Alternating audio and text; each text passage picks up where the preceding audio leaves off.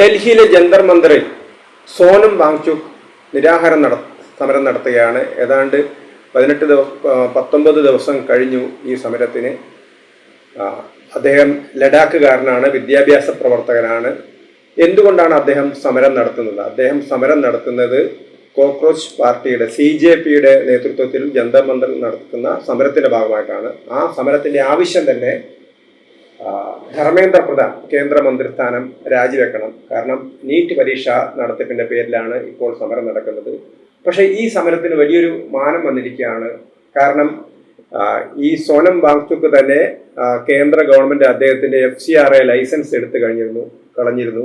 ചൈനയിൽ നിന്നും US നിന്നൊക്കെ കോടിക്കണക്കിന് രൂപയാണ് അദ്ദേഹത്തിന്റെ സ്ഥാപനത്തിന് കിട്ടിയിരുന്നത്.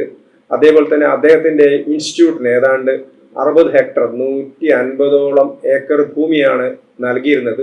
പക്ഷെ അതിന്റെ തുക അദ്ദേഹം കൊടുത്തില്ല. 2 വർഷത്തിനുള്ളിൽ കൺസ്ട്രക്ഷൻ നടത്തണമെന്നാവശ്യപ്പെട്ട് അദ്ദേഹം അത് നടത്തിയില്ല. അങ്ങനെയുള്ള നിരവധി തർക്കങ്ങൾ കേന്ദ്ര സർക്കാരുമായിട്ടും അവിടുത്തെ ലഡാക്ക് സർക്കാരുമായിട്ടും അദ്ദേഹത്തിനുണ്ട്. ഈ സമയത്താണ് അദ്ദേഹം അവിടെ സമരം നടത്തിയത്. ഇപ്പോൾ ഈ സമരം നടത്തുന്നത് FCRA നിയമത്തിൽ ഭേദഗതി കൊണ്ടുവന്നത് കൊണ്ടാണ്. അദ്ദേഹത്തിന് എല്ലാ പണത്തിന്റെ സോഴ്സും മുട്ടിയിരിക്കുന്നു. കാരണം അദ്ദേഹത്തിന് പണം വരുന്നത് അമേരിക്കയിൽ നിന്നും ചൈനയിൽ നിന്നുമാണ്. കശ്മീർ പ്രശ്നത്തിൽ ഇന്ത്യയിൽ ഹിതപരിശോധന നടത്തണം എന്ന് ആവശ്യപ്പെട്ട ആളാണ്. കാരണം ഇന്ത്യയുടെ താല്പര്യങ്ങൾക്ക് വിരുദ്ധമാണ് അദ്ദേഹത്തിന്റെ നിലപാട് എന്ന് വ്യക്തമാണ്.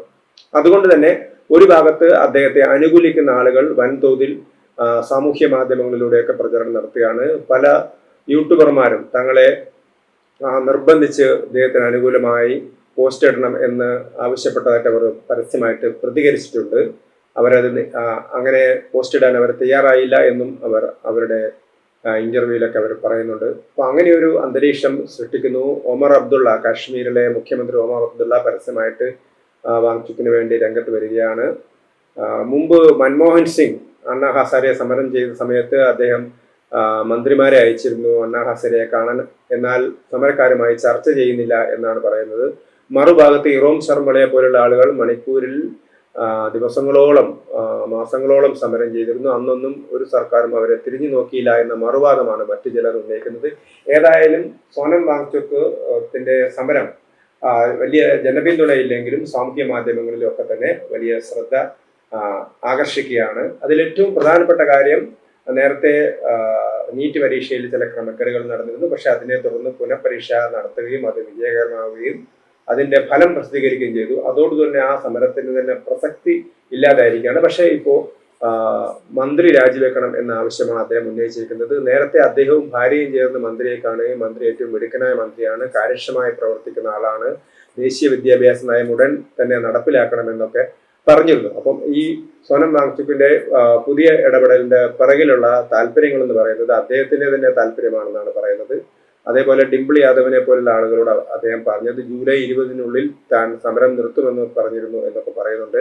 ഏതായാലും സുപ്രീം കോടതി വരെ അദ്ദേഹത്തിന്റെ സമരത്തിന്റെ കാര്യത്തിൽ ഇടപെട്ടിരിക്കുകയാണ്. ദേശീയ രാഷ്ട്രീയത്തിൽ ഒരുപക്ഷെ പ്രതിപക്ഷം പരസ്യമായിട്ട് ഇദ്ദേഹത്തിന്റെ കൂടെ വന്നില്ലെങ്കിലും അദ്ദേഹത്തിന് അനുകൂലിക്കുന്ന നിലപാടാണുള്ളത്. കാരണം ഏതൊരു സർക്കാർ വിരുദ്ധ സമരത്തെയും അനുകൂലിക്കുക എന്നൊരു നിലപാടാണ് കോൺഗ്രസ്. സ്വാഭാവികമായിട്ടും കോൺഗ്രസും പ്രതിപക്ഷമൊക്കെ സ്വീകരിക്കുക. പക്ഷെ പരസ്യമായിട്ട് എന്തുകൊണ്ടോ സമരത്തെ ഏർപ്പെടുന്നില്ല. ഒരുപക്ഷെ പ്രതിപക്ഷത്തിന്റെ റോൾ തന്നെ ഇത്തരത്തിലുള്ള സംഘടനകൾ ഹൈജാക്ക് ചെയ്യുമോ എന്ന ഭയമായിരിക്കാം അവർക്ക്.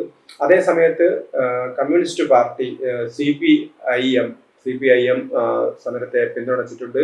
ആ സമയത്ത് തന്നെ CPIMന്റെ നേതാവ് പ്രകാശ് MA ബേബിയും അതേപോലെ തന്നെ ബൃന്ദ കാരാട്ടും ഇന്ത്യയിലെ ചൈനീസ് അംബാസഡറെ പോയി സന്ദർശിച്ചത് വിവാദമായിട്ടുണ്ട്. സാധാരണ രീതിയിൽ ഇത്തരത്തിലുള്ള ചർച്ചകളൊക്കെ നടത്തുന്നത് ഔദ്യോഗികമായിട്ടുള്ള ചർച്ചകളാണ് നടത്തുക. ഇന്ത്യയിലെ ഭരണകൂടത്തിന്റെ പ്രതികളാണ് വിദേശ അംബാസഡർമാരെ കാണുന്നതൊക്കെ. പക്ഷേ കമ്മ്യൂണിസ്റ്റ് പാർട്ടി നേതാക്കളും അതേപോലെ തന്നെ സമരത്തിന്റെ നേതാക്കളൊക്കെ ഇദ്ദേഹത്തെ കണ്ടത് വലിയ വിവാദമായിരിക്കണം. അപ്പൊ ഇത്തരത്തിലൊരു പശ്ചാത്തലത്തിലാണ് ഡൽഹിയിൽ ഈ സമരം നടക്കുന്നത്. മാധ്യമങ്ങളിലൊക്കെ തന്നെ കാര്യമായ ശ്രദ്ധ ഈ സമരത്തിന് കിട്ടുന്നുണ്ട്. എന്തു തന്നെയായാലും 1-2 ദിവസത്തിനുള്ളിൽ ഈ സമരത്തിന്റെ ഒരു തീരുമാനമുണ്ടാകും എന്നാണ് പ്രതീക്ഷിക്കുന്നത്.